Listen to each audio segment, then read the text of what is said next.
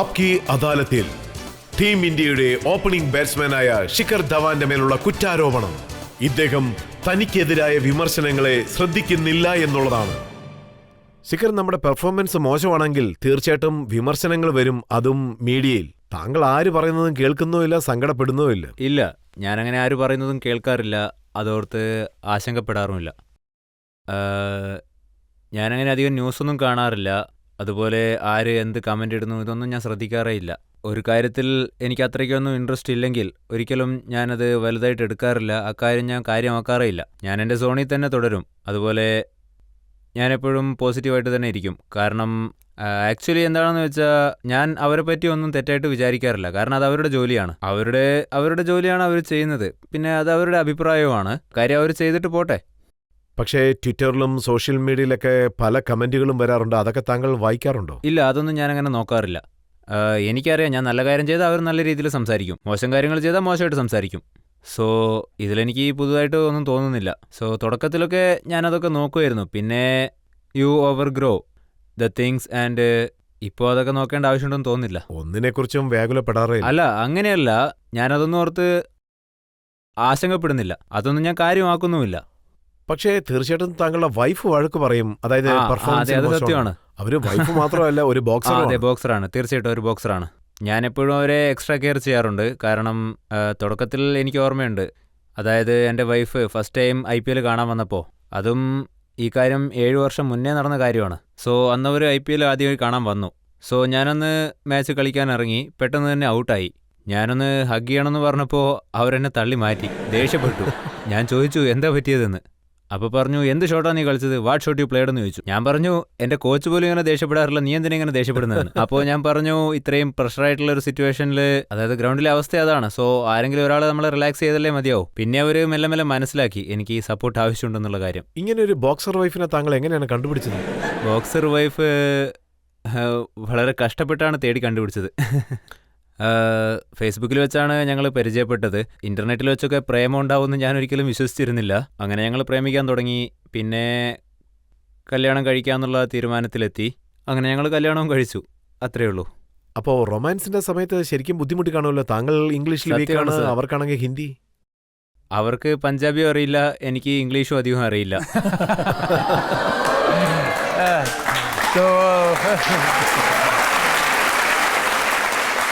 പക്ഷേ പറഞ്ഞു വരുമ്പോൾ നമ്മുടെ പ്രണയം തുറന്നു കാണിക്കാൻ ഒരുപാട് വഴികളുണ്ട്. സോ ഞാനും അങ്ങനെ ഒരു വഴി കണ്ടുപിടിച്ചു. ഭാര്യയ്ക്ക് വേണ്ടി എന്തെങ്കിലും കവിത താങ്കൾ എഴുതിയിട്ടുണ്ടോ? അവർക്ക് ഞാൻ കവിത, അതുപോലെ ലെറ്ററൊക്കെ എഴുതിയിരുന്നു. ലെറ്ററിൻ്റെ കാലമൊക്കെ കഴിഞ്ഞു. പിന്നെ മെയിലിലൂടെ ഞാൻ ഒരു വലിയ റൊമാൻറ്റിക് കവിത എഴുതി അയച്ചിരുന്നു. വലിയൊരു കവിത തന്നെ ഞാൻ എഴുതി മെയിൽ അയച്ചു. സോ അങ്ങനെയാണ് ഞാൻ എൻ്റെ റൊമാൻസ് വെളിപ്പെടുത്തിയത്. ഇപ്പോഴും റൊമാൻസ് ഒക്കെ ഉണ്ടോ? എന്തെങ്കിലും എഴുതുന്നുണ്ടോ? ഇല്ലല്ല, ഇപ്പോഴൊക്കെ ഞാൻ എപ്പോഴെങ്കിലും നല്ല കവിതകളൊക്കെ കേൾക്കുകയാണെങ്കിൽ അവർക്ക് ഞാൻ പാസ് ഓൺ ചെയ്യാറുണ്ട്. നല്ല റൊമാൻറ്റിക് പാട്ടുകൾ കേട്ടാൽ ഞാൻ അത് അവർക്ക് ഫോർവേഡ് ചെയ്യും. ഇത് നിനക്ക് വേണ്ടിയാണ് ഹണി എന്ന് ഞാൻ അവരോട് പറയും. ഇപ്പോൾ ഓഡിയൻസിൽ ആർക്കെങ്കിലും? സർ, ഞങ്ങൾക്ക് എല്ലാവർക്കും അറിയാവുന്ന കാര്യമാണ് ലാസ്റ്റ് വേൾഡ് കപ്പിൽ താങ്കൾക്ക് ഇഞ്ചുറി ആയത്. സർ, ആ സിറ്റുവേഷൻ താങ്കൾ ഓവർകം ചെയ്തത്, പിന്നെ ആ ടൂറ് പൂർത്തിയാക്കാതിരുന്നത്, അതിനെക്കുറിച്ച് എങ്ങനെ ഫീൽ ചെയ്യുന്നു? അത് സംഭവിച്ചപ്പോൾ ഓഫ് കോഴ്സ് നല്ല വിഷമമുണ്ടായിരുന്നു. But I am emotionally very very strong. അതായത് ഒരു കാര്യവും എന്നെ അങ്ങനെ അത്ര പെട്ടെന്നൊന്നും ഡൗൺ ആക്കുകയില്ല. അതുപോലെ തന്നെ അധികം സന്തോഷിക്കാറുമില്ല. That's why I am very balanced. പക്ഷേ എന്നാലും എനിക്കത് വളരെ വിഷമമുണ്ടാക്കിയൊരു കാര്യമായിരുന്നു. പിന്നെ നടന്നു കഴിഞ്ഞൊരു കാര്യം നമുക്ക് മാറ്റാൻ സാധിക്കില്ലല്ലോ. ഫീൽഡിൽ എപ്പോഴും പരിക്കുകൾ ഉണ്ടാവും. പക്ഷേ അത് എനിക്ക് 8-ാമതോ 9-ാമതോ പരിക്കായിരുന്നു കയ്യിൽ. അതുകൊണ്ട് തന്നെ അങ്ങനെയൊന്നും സംഭവിച്ചാൽ വീണ്ടും എങ്ങനെ കളിയിലേക്ക് പോകാമെന്നുള്ള കാര്യം എനിക്കറിയാം. അങ്ങനെ ഞാൻ തിരിച്ചു വന്നു. ബട്ട് കളിക്കാൻ കഴിഞ്ഞിടത്തോളം എനിക്ക് സന്തോഷമാണ്. കാരണം ഞാൻ കളിച്ചിടത്തോളം ടീമിന് വേണ്ടി നന്നായിട്ട് തന്നെ സംഭാവനകൾ ചെയ്തിട്ടുണ്ട്, നല്ല സപ്പോർട്ട് കൊടുത്തിട്ടുണ്ട്. ഇതുപോലെയൊക്കെ ആയിരുന്നു. ധോണി മറ്റുള്ളവരുടെ മനസ്സ് ഈസിയായിട്ട് വായിച്ചെടുക്കും.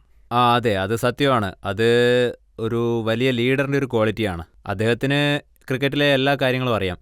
ഏത് പ്ലെയറിനെ ഏത് ഗെയിമിൽ കളിപ്പിക്കണം, ഏത് പ്ലെയറിന് എന്തൊക്കെ കഴിവുകളുണ്ട്, ഒരു പ്ലെയറിന് എത്ര സപ്പോർട്ട് വേണം. സോ ഇതുപോലെ ഓരോ പ്ലെയറിനെ പറ്റിയും അദ്ദേഹത്തിന് നന്നായിട്ട് അറിയാം. ചാമ്പ്യൻ പ്ലെയറെ എങ്ങനെ ഉണ്ടാക്കണം എന്ന് അദ്ദേഹത്തിന് അറിയാം. നിങ്ങൾ തന്നെ കണ്ടിട്ടുണ്ടാവും, ധോണി ബ്രോ ക്യാപ്റ്റനായിരുന്ന സമയത്ത് ആ ടീം എങ്ങനെയാണ് ജയിച്ചത് എന്ന്, ആ സമയത്ത് എങ്ങനെയാണ് ആ ടീം കളിച്ചിരുന്നത് എന്ന്. അദ്ദേഹം ഒരു നല്ല ഫിനിഷറാണ്. പക്ഷേ അവസാന നിമിഷം വരെയും എല്ലാവരെയും ടെൻഷൻ ആക്കുന്ന ഒരു കറക്റ്റാണ് പ്രവൃത്തിയാണ്. സർ. അദ്ദേഹം മനസ്സ് വെച്ചാൽ 2 ഓവറിന് മുമ്പേ ജയിക്കാം, പക്ഷെ അവസാന ഓവർ വരെ എന്തിനാണ്? അതിൻ്റെ സസ്പെൻസ് അവസാനം വരെ ഉണ്ടായാൽ മാത്രമേ ആ ഒരു എക്സൈറ്റ്മെൻറ്റ് നമുക്ക് കിട്ടുകയുള്ളൂ. അതുമാത്രമല്ല അദ്ദേഹത്തിൻ്റെ മേലെ നല്ല വിശ്വാസവുമുണ്ട്. സോ അദ്ദേഹത്തിൻ്റെ വലിയൊരു ക്വാളിറ്റി എന്താണെന്ന് വെച്ചാൽ അദ്ദേഹത്തിൻ്റെ നെർവ്സ് എപ്പോഴും അദ്ദേഹം കൺട്രോളിൽ വെക്കാറുണ്ട്. അവസാനം വരെ മാച്ചിനെ കൊണ്ടുപോകും. എന്ത് ചെയ്യണമെന്ന് അദ്ദേഹത്തിന് നന്നായിട്ട് അറിയാം. So it's a big thing. ഇതിൽ അത്ഭുതപ്പെടാനൊന്നുമില്ല. ധോണിയെ പോലെയുള്ള ഒരു പ്ലെയർ, അദ്ദേഹം വലിയ പ്ലെയർ ആണ്. അദ്ദേഹത്തോടൊപ്പം കളിക്കാൻ ഒരു ചാൻസ് കിട്ടിയത് താങ്കളുടെ ഭാഗ്യമാണ്. ഇപ്പോൾ ആർക്കെങ്കിലും ചോദ്യം ചോദിക്കാനുണ്ടോ? സർ, താങ്കൾ വെജിറ്റേറിയനായി മാറിയെന്ന് ഞാൻ അറിഞ്ഞു. എന്തിനാണ് സാർ അങ്ങനെ ഒരു മാറ്റം? അതോ, താങ്ക് യു. ഞാൻ വെജിറ്റേറിയനായി മാറിയിട്ട് 1 വർഷമായി. അത് ഐ ബിലീവ് ഇൻ എനർജി. ഞാൻ ശിവാനി ദീദി അതുപോലെ തന്നെ ബ്രഹ്മകുമാരി ഇവർ 2 പേരെയും ഞാൻ ഫോളോ ചെയ്യുന്നുണ്ട്. ഈവൻ സദ്ഗുരു അദ്ദേഹത്തിനെയും ഞാൻ ഫോളോ ചെയ്യുന്നുണ്ട്. എനിക്ക് നോൺ വെജ് നമുക്ക് തരുന്ന എനർജി നെഗറ്റീവാണെന്ന് അറിയാൻ കഴിഞ്ഞതിന് ശേഷം അപ്പം മുതൽ ഞാൻ ആ എനർജി എനിക്ക് വേണ്ടാന്ന് തീരുമാനിച്ചു. സോ ആ ഒരു എനർജി നമുക്ക് ആവശ്യമില്ല. അതുകൊണ്ട് അങ്ങനെയുള്ള ഭക്ഷണം കഴിക്കേണ്ടതില്ല എന്ന് ഞാൻ തീരുമാനിച്ചു. സോ നമ്മൾ എങ്ങനെയുള്ള ഭക്ഷണം കഴിക്കുന്നുവോ നമ്മുടെ എനർജിയും അതുപോലെ തന്നെ ആയിരിക്കും. സോ നമ്മൾ കഴിക്കുന്ന കാര്യങ്ങൾ എന്തൊക്കെയാണെന്ന് അറിഞ്ഞുകൊണ്ട് പോസിറ്റീവായിട്ടുള്ളത് മാത്രമേ ഞാൻ കഴിക്കാറുള്ളൂ. ഇതാണ് ഞാൻ നോൺ വെജ് കഴിക്കാത്തതിൻ്റെ reason. Okay, thank you sir. Thank you. ഇവിടെ ഇരിക്കുന്ന യങ്സ്റ്റേഴ്സ് എല്ലാം താങ്കൾ പറയുന്നത് കേട്ടുകൊണ്ടിരിക്കുകയാണ്. ഇവരോട് താങ്കൾക്ക് ഫിറ്റ്നസിനെ കുറിച്ച് എന്താണ് പറയാനുള്ളത്? ഫിറ്റ്നസിൻ്റെ കാര്യത്തിൽ ഞാൻ യങ്സ്റ്റേഴ്സിനോട് പറയാൻ ആഗ്രഹിക്കുന്ന കാര്യം, ആദ്യം തന്നെ നോക്കുകയാണെങ്കിൽ ഇപ്പോൾ എല്ലാം തന്നെ അഡ്വാൻസ്ഡ് ടെക്നോളജി ആയിട്ട് മാറിയിട്ടുണ്ട്. അതൊക്കെ യൂസ് ചെയ്യുന്നത് നല്ല കാര്യം തന്നെയാണ്. പക്ഷേ നമ്മൾ അതിന് അഡിക്റ്റ് ആയിട്ട് മാറാൻ പാടില്ല. അതില്ലാതെ ജീവിക്കാൻ പറ്റില്ല എന്നുള്ളൊരു സാഹചര്യം വരാൻ പാടില്ല. ഫോണിൽ 8 മണിക്കൂർ 10 മണിക്കൂറൊന്നും ചെലവിടാൻ പാടില്ല. മറ്റൊരു കാര്യം, ഒരുപാട് പേർക്ക് ഒരുപാട് കാര്യങ്ങളിൽ താല്പര്യം ഉണ്ടാവും. ചിലർക്ക് ബാഡ്മിൻ്റൺ ഇഷ്ടമായിരിക്കും, ചിലർക്ക് ഓടാൻ, ചിലർക്ക് നടക്കാൻ, അല്ലെങ്കിൽ യോഗ ചെയ്യുന്നത്, ക്രിക്കറ്റ് കളിക്കുന്നത്, ഏതെങ്കിലും ഒരു സ്പോർട്സ്. അതിനുവേണ്ടി ദിവസം 1 മണിക്കൂർ നമ്മൾ ചിലവിടണം. നിങ്ങൾ ജിമ്മിൽ പോകണമെന്ന് അത്യാവശ്യമൊന്നുമില്ല. നിങ്ങളൊരു ഗ്രൂപ്പ് ഉണ്ടാക്കുക, അതിനനുസരിച്ച് പ്രവർത്തിക്കുക. വാട്സപ്പിൽ ഒരുപാട് ഗ്രൂപ്പുകളുണ്ടല്ലോ, ഒരു സ്പോർട്സിൻ്റെ ഗ്രൂപ്പ് ഉണ്ടാക്കുക. എന്നിട്ട് ആളുകളോട് വൈകുന്നേരം കളിക്കാൻ വരാൻ പറയുക. അതുപോലെ തന്നെ രാവിലെയും എല്ലാവരും നേരത്തെ എഴുന്നേൽക്കുന്നതും നേരത്തെ കളിക്കാൻ വരുന്നതും ഇതൊക്കെ ഒന്ന് ഫോളോ ചെയ്യുകയാണെങ്കിൽ അത് നമുക്കൊരു ശീലമായിട്ട് പിന്നെ മാറും. സോ അത് ചെയ്തതിന് ശേഷം നമ്മുടെ റെഗുലർ കാര്യങ്ങളും ചെയ്യാവുന്നതാണ്. എൻ്റെ അഡ്വൈസ് ഇത് മാത്രമാണ്. പിന്നെ कलंदर संगे मरमर के मकानों में नहीं मिलता. कलंदर संगे मरमर के मकानों में नहीं मिलता. मैं असली घी हूँ, बनियों के दुकानों में नहीं मिलता.